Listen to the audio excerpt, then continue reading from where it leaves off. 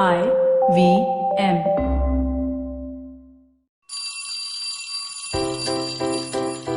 Hello one, hello all. Welcome to the Diary of the Traveling Professor. And I'm Siddharth Deshmukh, your friendly neighborhood traveling professor himself. Well, what do I have in store for you this diary entry of mine? After covering various topics around rebooting and so on and so forth, I thought, let me get back to my roots. Let me get back to marketing. But then I realized marketing ain't what it used to be. So a lot of people, a lot of young students, who are always in touch with me, asking me, how should a marketer of the future behave? What skills, attitudes, stuff should she have? I am at a loss to explain that. And I kind of figured out finally why I'm at a loss to explain that. So this diary entry explores what a marketer of the future should be doing. And let's dive into that, okay? So what I feel is, unless and until I know what marketing is going to be in this post-pandemic future, although digital but post-pandemic, I will never understand what a marketer of the future needs to be doing, right?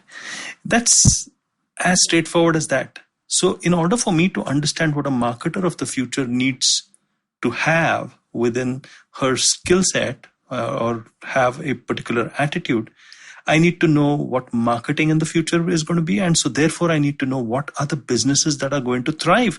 What are the sectors that are going to thrive, perhaps? What industries are going to actually grow? What industries are going to shrink? Now, the moment I start looking at it from that lens, it all boils down to, okay, so how's the customer of the future going to be? Is the customer of the future going to be kind of different from the way in which all of us were as customers in the recent past? And if I can serve the customer of the future well, then I'm going to be a marketer of the future. And then my future is secured, right? So that is the kind of involved, in-depth answer that I would like to give. But let's dig on deeper, shall we? So if I have to look at the customer of the future, right?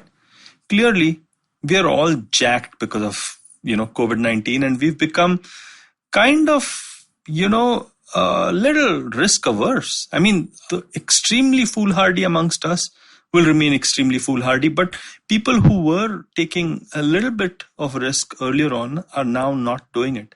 I've noticed that in restaurants, now that I'm in London, well, the streets aren't as full anymore. Restaurants aren't as full anymore. And it's not only because of social distancing norms, but it's also because of the fact that, people don't want to take risks.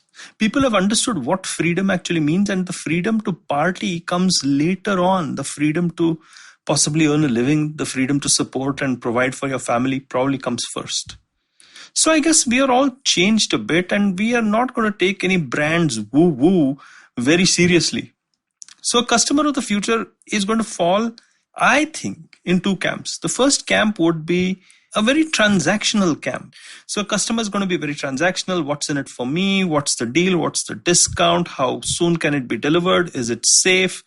Those kind of questions are going to be there in the future for all marketers. The second camp is the one who's lost, right? What do I mean by lost? Well, he was or she was living in a future which was kind of well-defined, had certain boundaries. There was the Starbucks that you could go to, or there was the bookshop that you could frequent, or there was the website that you could actually browse. And suddenly things are completely topsy-turvy. So I am lost as a customer if I belong to this camp. And therefore, I'm looking for new kinds of meaning. So I'm actually looking at anchoring myself in new kinds of meaning. So that's the second camp. Got it? First camp, completely transactional. Second camp, lost, bewildered, and looking for meaning. So if as a marketer, I'm able to serve either one or both of these camps, then I'm going to be good. So how do I do that? As a marketer, I need to look at trends, right?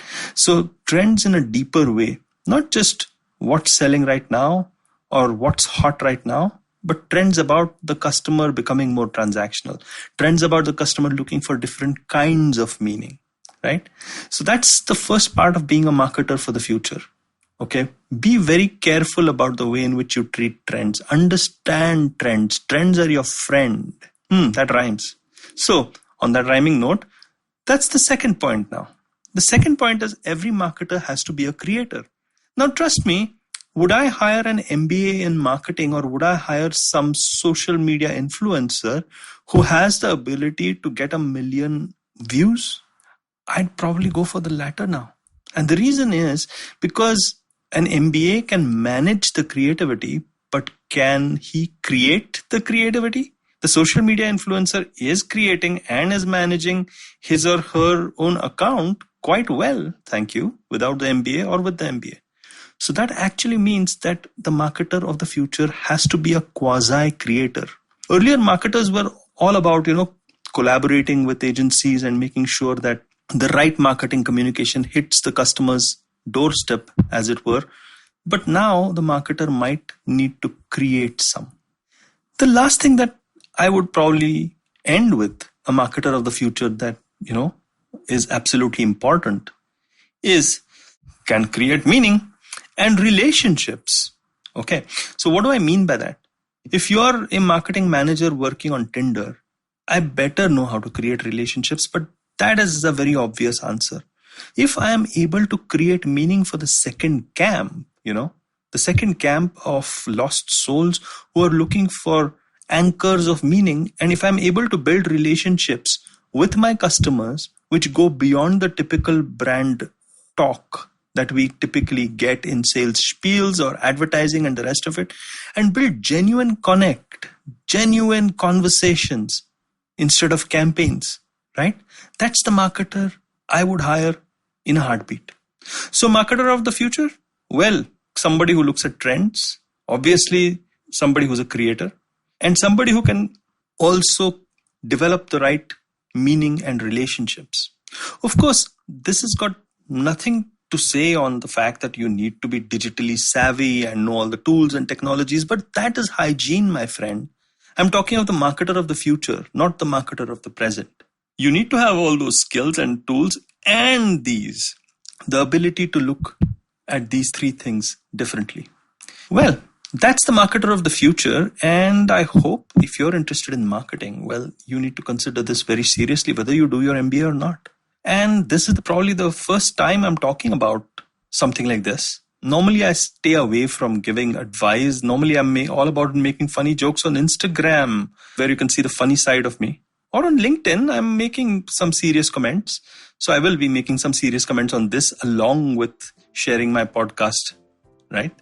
And if you like podcasts like these, please download the ivmpodcast.com or the app. Just go for it, guys. And podcasts which are different to these as well. You need all kinds of podcasts to rock your world. On that happy note then, here's the traveling professor saying bye from still sunny London. Until next time then. I hope you enjoyed that show. It's been a really fun week this week, as it is almost every week, but this week was particularly fun. Parmesh Shahani was on Cyrus Says, great conversation over there.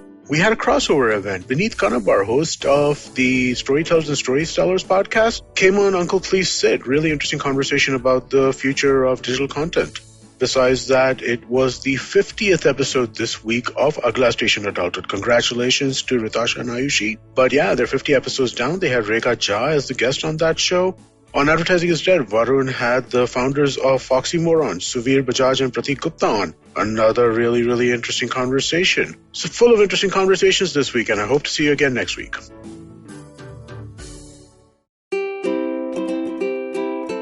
How many times have you motivated yourself to improve your sleep, or lose weight, or be more productive? How many times have you failed? Hi, my name is Ashton Doctor. Tune into my show, The Habit Coach Podcast, where we focus on creating small, tiny habits to improve your life instead of those big, impossible tasks. So make listening to me a habit every Monday, Wednesday, and Friday on the IVM Podcast app or ivmpodcast.com or on your favorite podcasting app.